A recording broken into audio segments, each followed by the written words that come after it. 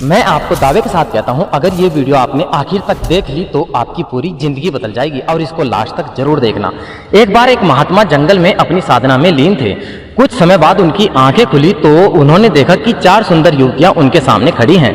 महात्मा जी ने उन युवतियों से कहा कि तुम लोग कौन हो और इस बियाबान जंगल में क्यों खड़ी हो और कहाँ रहती हो। तब बाबा जी की बातें सुनकर युवतियां बोली, हम यहीं पर आपके साथ रहती हैं। तब बाबा जी बोले, मैंने तो आज ही तुमको देखा है और अनेकों वर्षों से मैं यहाँ साधना में लीन हूँ। तब इस दरमियान कोई भी मनुष्य, स्त्री या पुरुष मुझे नजर नहीं आए। मुझे खोलकर साफ साफ बताओ कि तुम कौन हो और मेरे पास कहाँ रहती हो।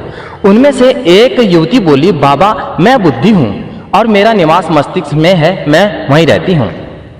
दूसरी बोली, हे महात्मन मेरा नाम लज्जा है और मेरा निवास स्थान आपकी आंखों में है, मैं आपकी आंखों में निवास करती हूँ। अब तीसरी बोली, साधु मेरा नाम दया है, मैं हृदय में निवास करती हूँ, अर्थात मैं आपके हृदय में वास करती हूँ।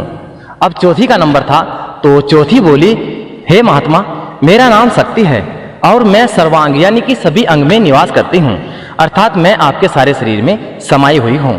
उन 4 युवतियों की बातें सुनकर वह महात्मा जी बोले, हाँ देवियों आपका निवास स्थान मेरे इस शरीर में जरूर है, लेकिन मैं यह शरीर नहीं हूँ। और ऐसा कहकर फिर वो साधना में दोबारा से लीन हो गए।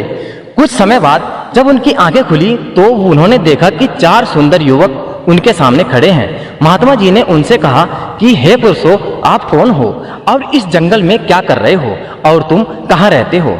तब चारों युवक बोले, हम सब आपके पास रहते हैं। महात्मा जी ने प्रश्नवाचक दृष्टि से उनकी तरफ देखा तो उनमें से एक ने कहा, हे महात्मन मेरा नाम क्रोध है, मैं मस्तिष्क में निवास करता हूँ। इस पर महात्मा जी ने कहा, मस्तिष्क में तो बुद्धि रहती है। इस पर क्रोध ने कहा, हे महात्मन जब मैं आ जाता हूँ तो बुद्धि चली जाती है, अर्थात क्रोध के समय बुद्धि नष्ट हो जाती है।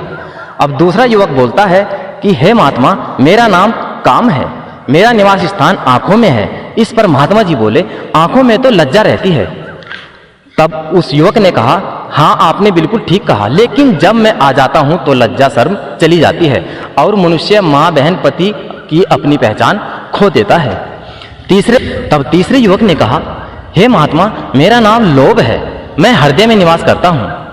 उसके बाद महात्मा जी बोले कि हृदय में तो दया निवास करती है, तुम कैसे निवास कर सकते हो। इस पर लोभ ने कहा कि जब मैं आ जाता हूं तो दया दूर चली जाती है।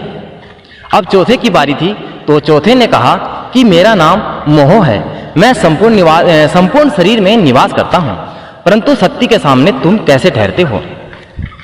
तब युवक बोला, नहीं महात्मन मेरे आने पर शक्ति सारी की सारी शक्ति शरीर से शक्तिहीन हो जाती है। तब महात्मा जी ने कहा, तुम सबने ठीक कहा, तुम सब मेरे शरीर में ही वास करते हो, परंतु मैं यह शरीर नहीं हूं, मैं इन सब से परे अलग हूं। ऐसा कहकर पुनः अपनी साधना में महात्मा जी लीन हो गए।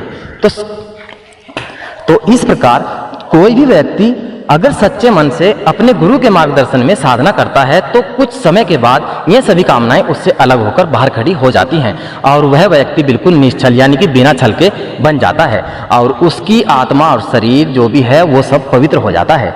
तो हमारी वीडियो आपको पसंद आई हो तो प्लीज़ इस चैनल को सब्सक्राइब जरूर कर लेना, मैं हाथ जोड़कर रिक्वेस्ट करता हूँ, और हमारी अगली वीडियो देखने के लिए और इस चैनल से जुड़ने के लिए।